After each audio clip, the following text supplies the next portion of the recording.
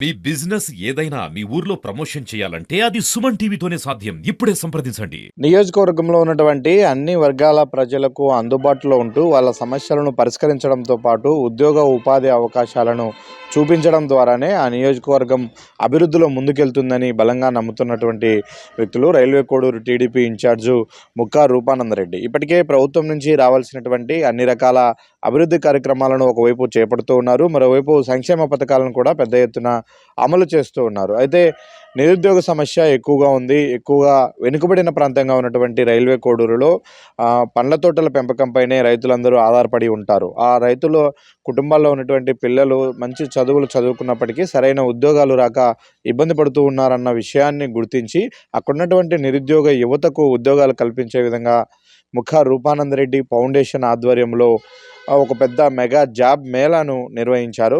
ఈ జాబ్ మేళాకు 300 మందికి పైగా నిరుద్యోగ యువతీ యువకులు అటెండ్ అయ్యారు. హెచ్డిఎఫ్సి ఎఫ్బి మణిపాల్ వాళ్ళు నిర్వహించినటువంటి ఈ ఇంటర్వ్యూలో డిప్యూటీ మేనేజర్ పోస్టుల కోసం వాళ్ళు ఈ ఇంటర్వ్యూలు నిర్వహించారు. అయితే మొత్తం 200 మంది విద్యార్థులను ఆన్లైన్ ఇంటర్వ్యూ కోసం దీంట్లో ఎంపిక చేసినట్టుగా మనకు సమాచారం అందుతుంది. అయితే వచ్చినటువంటి వారందరికీ భోజన సౌకర్యం కల్పించడంతో పాటు గతంలో అనేక ఇలాంటి మెగా జాబ్ మేళాలను కూడా నిర్వహించారు. అప్పుడు కూడా పెద్ద ఎత్తున అక్కడ ఉన్నటువంటి నిరుద్యోగ యువతకు ఉద్యోగ అవకాశాలు కలిగాయి. ఈరోజు ఆన్లైన్ ఇంటర్వ్యూకు సెలెక్ట్ అయినటువంటి ఈ 200 మందిలో కనీసం ఒక 50 మందికి ఆ సంస్థలో ఉద్యోగాలు వచ్చినా కూడా వాళ్ళందరి జీవన ప్రమాణాలు పెరిగే అవకాశం ఉంటుంది. నిరుద్యోగ సమస్య కొంతవరకు తగ్గే అవకాశం ఉంటుంది అన్నది వారి లక్ష్యం. ఇదే కాదు, భవిష్యత్తులో మరిన్ని కంపెనీలను తీసుకువచ్చి ఒక నియోజకవర్గ స్థాయిలోనే జాబ్ మేళాను నిర్వహించే ప్రయత్నం చేస్తున్నామని ముక్కా రూపానందరెడ్డి చెప్తూ ఉన్నారు.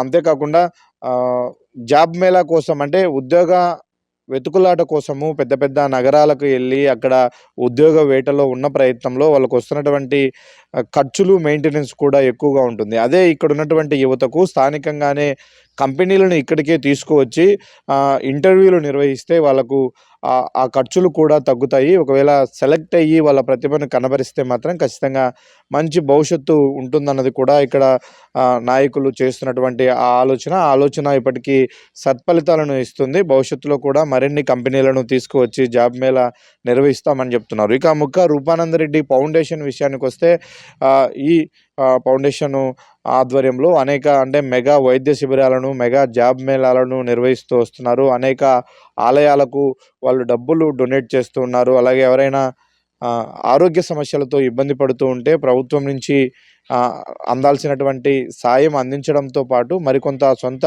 డబ్బులను అంటే ఫౌండేషన్ పరంగా కూడా సాయం చేస్తున్నటువంటి పరిస్థితి కనిపిస్తుంది. ఎందుకంటే ఈ ముక్కా రూపానందరెడ్డి ఫ్యామిలీ ప్రత్యక్ష రాజకీయాల్లోకి రాకముందు నుంచి కూడా వాళ్ళు సేవాభావంతో అనేక సేవా కార్యక్రమాలు నిర్వహిస్తూ వస్తున్నారు. ఇప్పుడు ప్రత్యక్ష రాజకీయాల్లో కూడా ఉండి ఆ నియోజకవర్గానికి ప్రాతినిధ్యం వహిస్తున్న నేపథ్యంలో ఒకవైపు ప్రభుత్వం నుంచి అందాల్సినటువంటి సాయాన్ని అందిస్తూనే మరోవైపు వాళ్ళ ఫౌండేషన్ పరంగా కూడా అనేక సేవా కార్యక్రమాలను నిర్వహిస్తూ ఉన్నారు. ఈ జాబ్ మేళాను దగ్గరుండి ముక్కా వరలక్ష్మి అన్ని ఏర్పాట్లను కూడా చేశారు. అక్కడ ఉన్నటువంటి విద్యార్థుల అందరికీ అన్ని రకాల సౌకర్యాలు కల్పించారు. ఈ జాబ్ మేళా నిర్వహణలో ముక్కా సాయి వికాస్ రెడ్డి కూడా కీలకంగా పాల్గొన్నారు. అక్కడ స్థానిక జనసేన ఎమ్మెల్యే అరవ శ్రీధర్ ఆధ్వర్యంలో ముఖ్య అతిథిగా ఆయన పాల్గొని నిర్వహించినటువంటి ఈ జాబ్ మేళాలో 200 మంది విద్యార్థులు ఆన్లైన్ పరీక్షలకు ఎంపికయ్యారు. వాళ్ళలో కొంతమందికి జాబ్స్ వచ్చే అవకాశాలు కూడా ఉన్నాయి. భవిష్యత్తులో మరిన్ని